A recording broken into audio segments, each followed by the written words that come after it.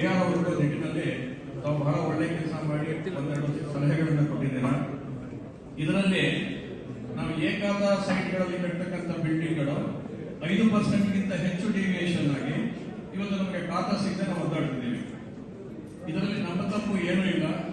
Builder ಕಟ್ಟಿದ್ರು, commencement certificate ತಗೊಳ್ಳಿಲ್ಲ, completion certificate ತಗೊಳ್ಳಿಲ್ಲ, ಓಸಿ ತಗೊಳ್ಳಿಲ್ಲ, ಸಬ್ ರಿಜಿಸ್ಟ್ರಾರ್ ರಿಜಿಸ್ಟರ್ ಮಾಡಿಕೊಟ್ರು.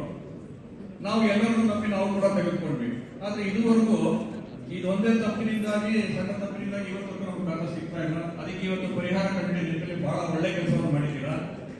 ಇಲ್ಲಿ ಒಂದು ಸಮಸ್ಯೆ ಏನಪ್ಪಾ ಅಂತ ಹೇಳಿದ್ರೆ, ಈಗ ನಾವು ಹೊಸದಾಗಿ ನಮ್ಮ ಏನ್ ಕಟ್ಟಿದ್ರೆ ಆ ಪ್ಲಾನ್ ಅನ್ನ ನಾವು ಮತ್ತೆ ಸರ್ಕಾರಕ್ಕೆ ಸಲ್ಲಿಸಬೇಕು. ಈಗ ಸಲ್ಲಿಸಿದಾಗ ನಮ್ಗೆ ಎಷ್ಟು ಫೀಸ್ ಚಾರ್ಜ್ ಮಾಡ್ತೀರಾ ಅಂತ ಹೇಳಿ ನಮ್ದೊಂದು ಸಮಸ್ಯೆ ಇದೆ. ಈಗ ನಾರ್ಮಲ್ ಆಗಿ ಹೊಸದಾಗಿ ಪ್ಲಾನ್ ಅಪ್ರೂವಲ್ ಮಾಡಬೇಕಂದ್ರೆ ಲಕ್ಷಾಂತರ ರೂಪಾಯಿ ಆಗುತ್ತೆ. ಈಗಾಗಲೇ ಕಟ್ಬಿಟ್ಟಿದ್ದಾರೆ ಬಿಲ್ಡರ್ಸ್ಗಳು. ಒಂದು 5% ಹೆಚ್ಚಂದ್ರೆ 10% ಇರ್ಬೋದು, 15% ಡಿವಿಯೇಷನ್ ಇರ್ಬೋದು. ಅದಕ್ಕೆ ಆ ಫೀಸ್ ಅನ್ನ ಒಂದು ನಾಮಿನಲ್ ಅಮೌಂಟ್ ಫಿಕ್ಸ್ ಮಾಡೋದ್ರ ಮುಖಾಂತರ ಇನ್ನೊಂದು ಸಂತೋಷ ಸೂಚಿಯನ್ನು ನಾವು ಕೊಡಬೇಕು ಅಂತ ಹೇಳಿ ತಮ್ಮಲ್ಲಿ ಸಲಹೆ ಮಾಡ್ತಾರೆ. Thank you. ಎಕ್ಸ್ಟ್ರಾ ಕಟ್ಟಿದ್ರೆ ಈಗ ಹೊಸ policy ತಂದಿದ್ದೀವಿ.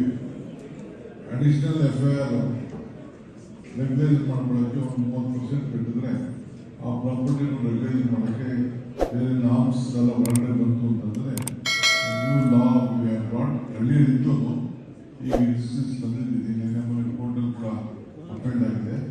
That's also calculated. You can get an occupancy certificate also for that. That is also we have opened for that. Thank you, sir. Next, Mr. Sanjay. Latest ಹಾಗೂ interesting ಸುದ್ದಿಗಳಿಗಾಗಿ boss TV Kannada ಚಾನೆಲ್ನ subscribe ಮಾಡಿ. ಹಾಗೆಯೇ bell icon press ಮಾಡಿ. ಇದರ ಜೊತೆಗೆ Facebook, Instagram, ಎಕ್ಸ್ನಲ್ಲೂ miss ಮಾಡದೆ follow ಮಾಡಿ.